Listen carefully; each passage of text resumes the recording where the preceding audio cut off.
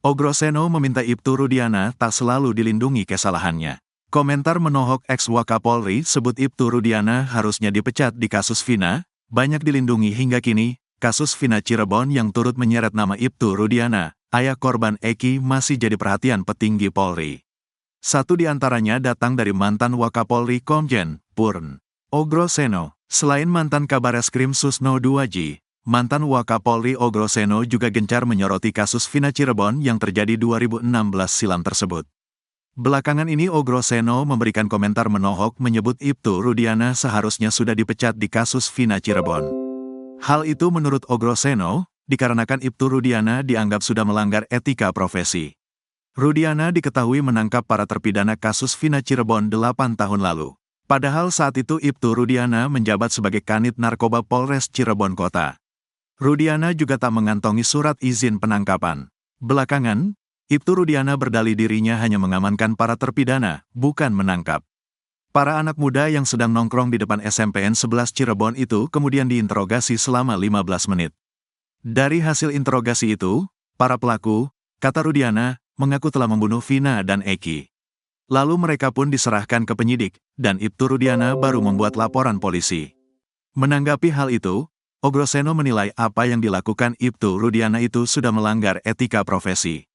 Propam Polri ini kan sebetulnya kalau melihat etika profesi ini sebenarnya dari awal sudah jelas, kata Ogroseno dikutip dari Kompas TV, Sabtu, tanggal 24 Agustus tahun 2024. Sehingga menurut Ogroseno, Propam tidak perlu menunggu putusan pidana selesai secara inkrah, baru diputuskan Ibtu Rudiana dipecat atau pemberhentian tidak dengan hormat, PTDH. Kalau perlu dari kacamata Propam udah jelas dia melanggar etika profesi, PTDH, baru diproses pidananya dia statusnya sudah bukan polisi, kata dia lagi. Ogroseno pun meminta agar Ibtu Rudiana tidak selalu dilindungi kesalahannya. Jadi tidak usah terlalu banyak dilindungi, kasihan ini belum ada kepastian hukum, kata dia. Sebab jika harus menunggu kepastian sampai banding, kasasi, dan PK maka akan membutuhkan waktu yang sangat lama. Akhirnya pas pensiun dia gak jadi diberhentikan. Enak banget orang udah berbuat jahat tapi masih dapat pensiun, tegasnya. Ia pun meminta Propam untuk bekerja lebih awal dan memberikan sanksi kepada Ibtu Rudiana. Propam harus bekerja lebih awal, bisa mendeteksi bahwa ini jelas pelanggaran etika profesi berat, pungkasnya. Sementara itu, kuasa hukum Ibtu Rudiana, Pitra Romadoni menegaskan kalau kliennya hingga saat ini tak dicopot dari jabatan Kapolsek Kapetakan.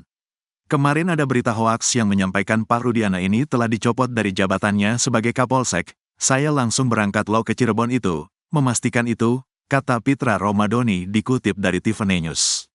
Menurut Pitra Romadoni, hingga saat ini, Ibtu Rudiana masih menjabat sebagai Kapolsek Kapetakan. Masih aktif, saya pastikan kemarin, langsung berangkat, Tandansya. Terkuak fasilitas nyaman Sudirman ternyata hanya settingan.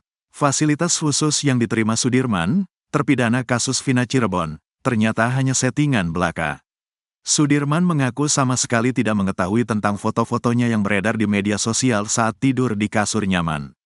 Kasus kematian Vina Cirebon dan Eki hingga kini memang masih menjadi perdebatan antara pembunuhan atau kecelakaan, meski sudah ada putusan pengadilan. Diketahui, Vina adalah gadis 16 tahun asal Kampung Samadikun, Kecamatan Kejaksan, Kota Cirebon, Jawa Barat, yang tewas bersama kekasihnya, Eki, di Jalan Raya Talu, Kecamatan Talun, Kabupaten Cirebon, Jawa Barat pada Sabtu tanggal 27 Agustus tahun 2016. Keduanya disebut menjadi korban penganiayaan geng motor, termasuk juga dengan handphone juga uang yang disebut-sebut miliknya. Sudirman merupakan terpidana kasus Vina Cirebon yang paling disorot. Dalam polemik kasus Vina Cirebon, Sudirman dijadikan kunci. Keterangan Sudirman juga yang paling berbeda dengan terpidana kasus Vina yang lain.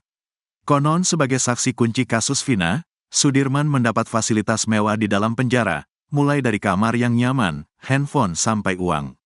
Kakaknya, Benny Indrayana mengungkap berdasar pengakuan Sudirman, semua itu hanya settingan belaka. Saya tanyain malah settingan juga. Tidak seperti yang sekarang dilihat, kata Benny pada Dedi Mulyadi. Saat dijenguk di Lapas Bancai, Sudirman mengaku mendekam di Lapas Perempuan Polda Jabar. Pengakuannya selama ini di Lapas Polda yang tahanan perempuan, katanya. Benny Indrayana sebelum mengungkap bahwa Sudirman diberi handphone karena menjadi saksi kunci kasus Vina Cirebon. Namun nyatanya, kata Benny, handphone hanya sekadar dipinjamkan. Untuk punya handphone itu kan dipinjemin, dari disitunya, katanya ada, katanya. Makanya waktu itu diminta lagi, bukan dikasih, tambah Benny Indrayana.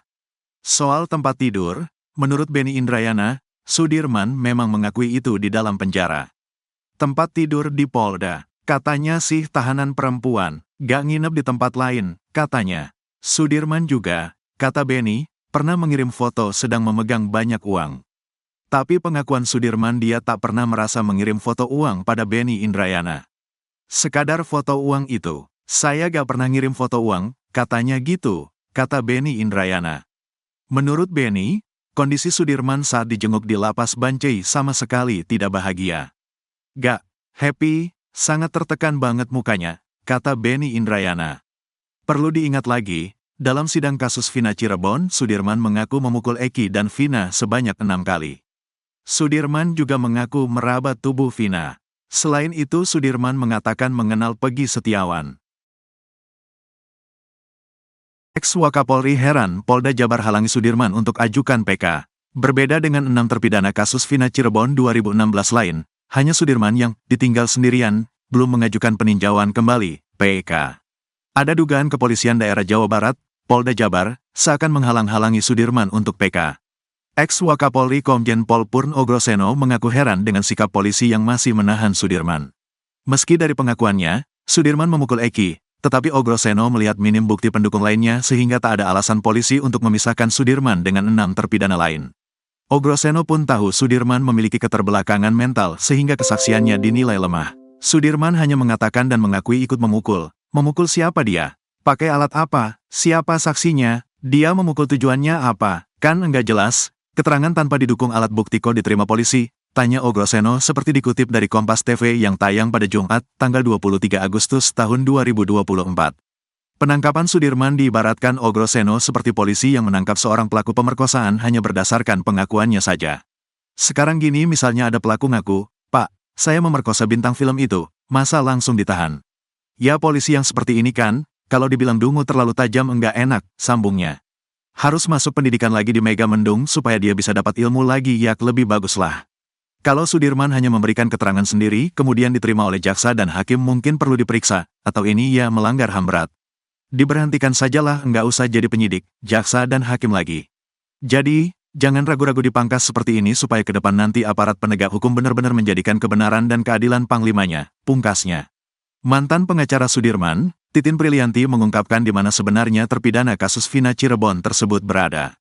Tak cuma itu, Titin Prilianti juga membongkar persembunyian Aep, pria yang diduga memberikan kesaksian palsu soal Vina dan Eki.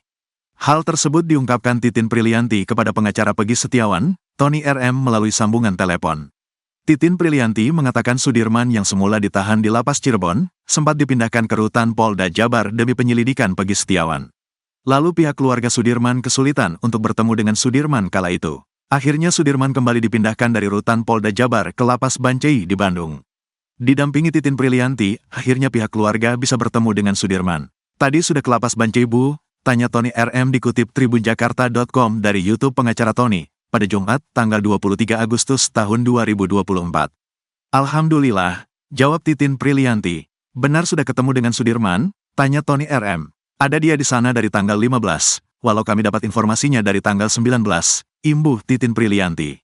Titin Prilianti lalu menjelaskan kabar yang menyebut kalau Sudirman berada di hotel adalah tidak benar.